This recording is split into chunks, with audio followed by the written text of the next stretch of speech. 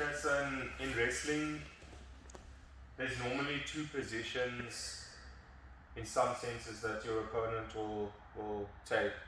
He will either be, like even if he's in a stance, if he's going backwards, he's going to be on his heels.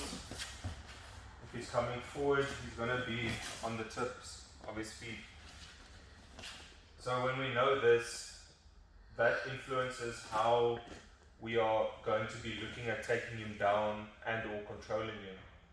Because if he's coming forward and his weight's already forward, even if he's going down, and he's in this wrestler stance, it's easier for me to pull him towards me than it is to push him back due to this weight.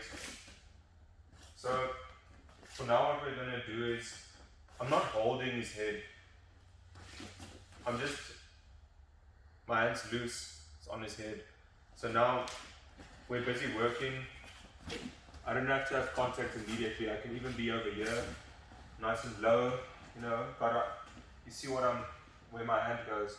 So if he starts pushing forward, I can start snapping him back. You guys see how he loses balance from that snap. And if we pay attention to the stances, that's also important. Notice we're open stance. Closed stance is when we are both left foot forward. Open stance is when we are both open. So if we're busy wrestling, just a note, on this wrestling posture, elbows are in, T-Rex arms, and I'm kind of low here. Why am I over here? Because he wants to grab a collar tie. I'm over here. You see what I'm saying? My hands are high, so that if he comes around and he tries to grab my head, I'm just here. I'm already blocking that. And it's already opening. Guillotine. Oh, that's my bad. For future reference, for the single leg, it isn't that side, it's that side. So thanks for that. But anyways, we're just going to be looking at a simple sweep. So we're working. Now, I can even push him a bit to get a reaction. So for example, I'm going to push him, he's going to want to push back. Step in, get the underhook. Basic sweep. So just from another angle. And notice the stances. Now we're closed stance, so that sweep is going to be harder to initiate. When I'm open stance and I'm working from here, it's still good. I can push him a bit. Oh no, it's change stance, pull him a bit, push, pull. Now look at how I've broken him down. Do you guys see this underhook? Mm-hmm. It's a high underhook. I'm swimming over. So I'm timing this entry. See, because I'm pushing and I'm pulling. As I'm pulling, underhook in and I'm in. Now I've got elbow. Look where my hip is. It's on his hip. So if I just move, see what happens with his foot there. Mm-hmm. I've got this elbow because you have to take his base away. Now I can just. So that'll be our first drill for today. Okay, so Fritz asked a really good question today, and he asked me, well, I've got a collar tie, what if the other guy also gets a collar tie? Or vice versa. How are we gonna work this out? And notice that when I take a collar tie, it's not the best thing to have the front hand. We realize this in drilling. Backhand's better because it means he's less likely to shoot. Even if he does shoot, I've got this hand here.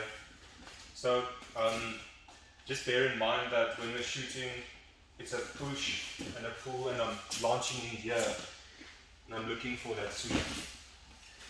Okay. Now, when we work, and I've got this, but he's also got a collar tie now. And this is actually great strategy. If we use the backhand, he has to use the front hand. Now, I could decide to bump this. Now, pay attention to this elbow grip. It's not over here, it's over here.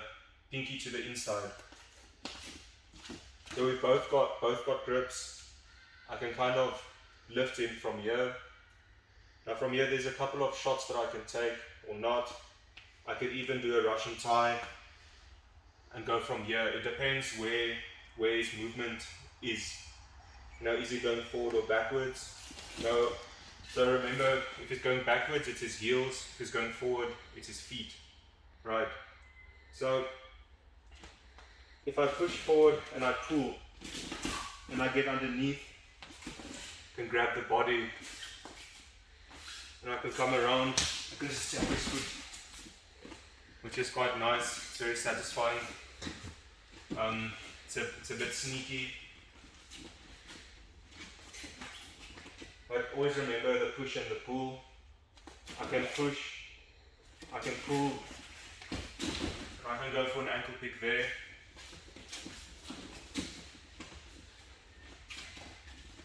The most common one that I think people will do, especially if you're a seasoned wrestler, is they'll start working, they'll start push, pull, whatever. They'll get under the arm and they'll go for the single. They'll work from here.